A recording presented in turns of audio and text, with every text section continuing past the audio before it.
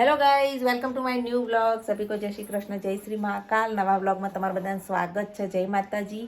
તો આજે વ્લોગની શરૂઆત કરીએ. તો ચલો ધ્રુવી શું કરે જોઈએ. મિહિના પપ્પા ગયા છે ગામડે. તમે લોકો વિડીયો જોયો હશે. તો આજે સાંજે આવશે, ત્યાંથી ડાયરેક્ટ જોબ ઉપર જતા રહ્યા છે. અને ધ્રુવી બેન દેખો, ધ્રુવી બેન શું કરો છો? બસ આ નાસ્તો કરે, પૌવા ખાધા હાલ. હા, અને હું શું કરતી ગાઈઝ જુઓ, મેથી. આ તો મેથીની સુકવણી કરવાની. કેટલી બધી લાયા જો ભાઈ લાયા હતા ને. હા, તે દાદા જેટલું થોડું શાક બનાવ્યું જો.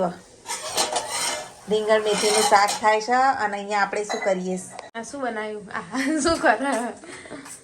મરચું ચાળું છું. કારણ કે ગાઈઝ અમે મરચાની અંદર મીઠું નાખીએ ને તો બગડો આવી જાય ને, તો ઘરમાં બધા રાડો પાડે કે મીઠું વધારે નાખે શાકમાં. એટલા ચાળી ચાળી અને પછી ડબ્બામાં ભરી લઉં.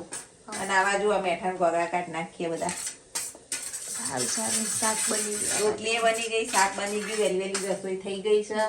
અને હવે આપણે ફ્રોઝન મેથી બનાવવાના છીએ. 1 યર માટે સ્ટોર થાય એવી ફ્રોઝન મેથી બનાવીએ. તેનો રેસીપી ચેનલમાં વ્લોગ આવશે આપણો. હા, ઘરનું કામ પતાવી દીધું. જુઓ ધ્રુવીએ મસ્ત મજાનું કચરા પોતું ને અહીંયા રસોડું બસોડું બધું સાફ સુફ કરી લીધું છે.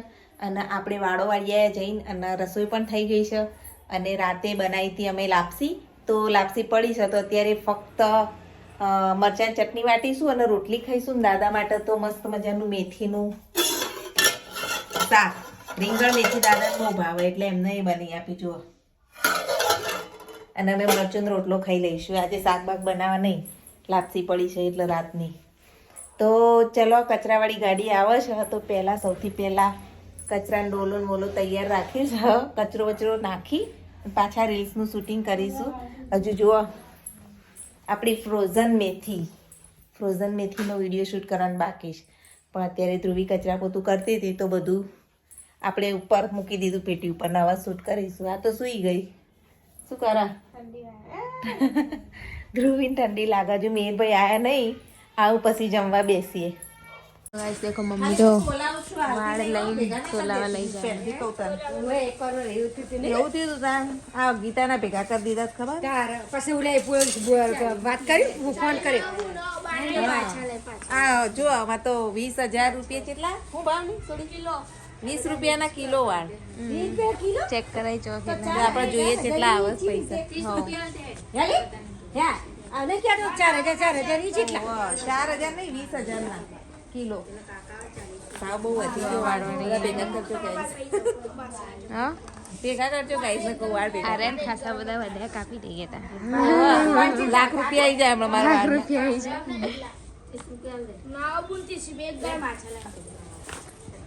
મિત્રો જુઓ, અત્યારે આ ફ્રોઝન મેથી, જે રીતે ફ્રોઝન મેથી સ્ટોર કરવાની હોય ને એ વિડીયો બનાવી રહીશું. અને સાથે સાથે દેખો થોડો ચીલે નીકળ્યો છે, તો આપણે ચીલની સાંજે કઢી મસ્ત બનાવીશું.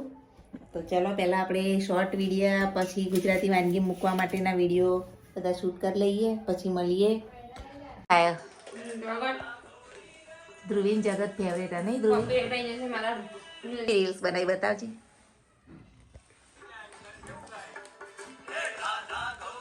બસ એટલો જ. વ્લોગમાં જોઈએ રીલ્સ મૂકીએ.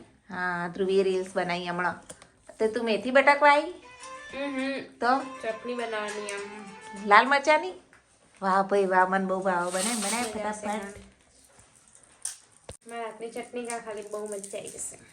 એવું? ચાલો તારા તો ટેસ્ટ કરીએ. મીરને ભાવશે? એને ભાવે એટલે જ બનાવું. મીર માટે બનાવે છે? ના તો મારા માટે. ચલો ખાવાનું ખાઈ લઈએ. મીર ભાઈ આવી ગયા સી. ચલો જલ્દી ભૂખ લાગી.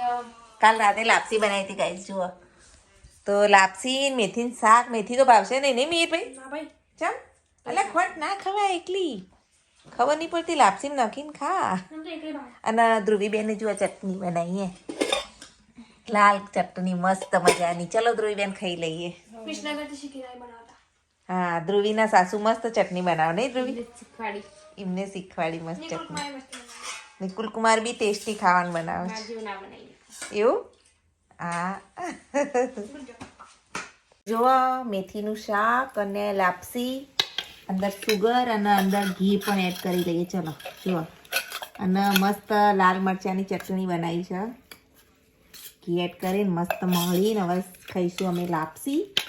અને અહીંયા જુઓ લાલ મરચાંની ચટણી.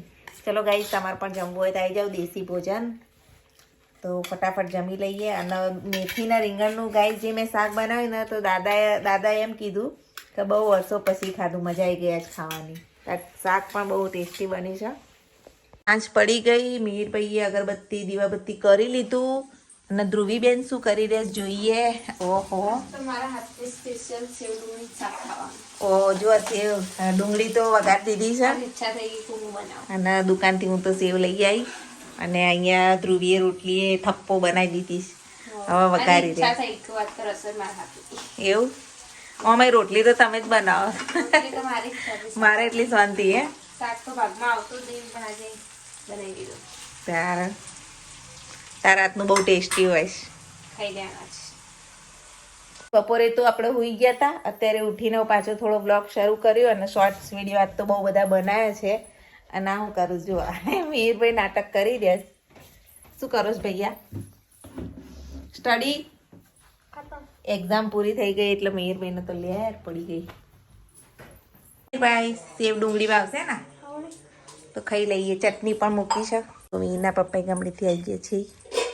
અને અહીંયા ચટણી ને સબ્જી રોટી ને બધું ધ્રુવી તો કાઢું. ચલો મિહિરભાઈ પાણી ભરું. હેડો ખાઈ લઈએ. ગાડી પાછળ જોવાનું કીધું. શું ગાડી પાછળ શું લખ્યું છે? કે ચેવડું લખાયું? ચેવડું લખાયું? શું લખાયું? પપ્પાએ 2 લખાઈ દીધા. ઓ બાપરે. ફેમિલી રિયલ વ્લોગ છે મિની ખાતા.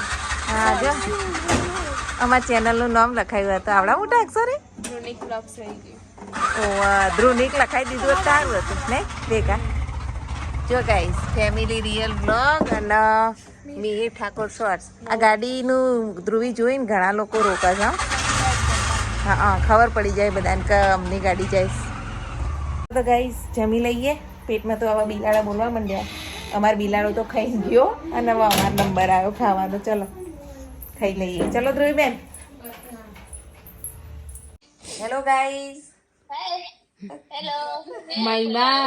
મહેમાન કેની નો વિડીયો કોલ આવ્યો. હા, ધ્રુવીન ફ્રેન્ડ નો વિડીયો કોલ આવ્યો. બહુ દિવસે યાદ કરી.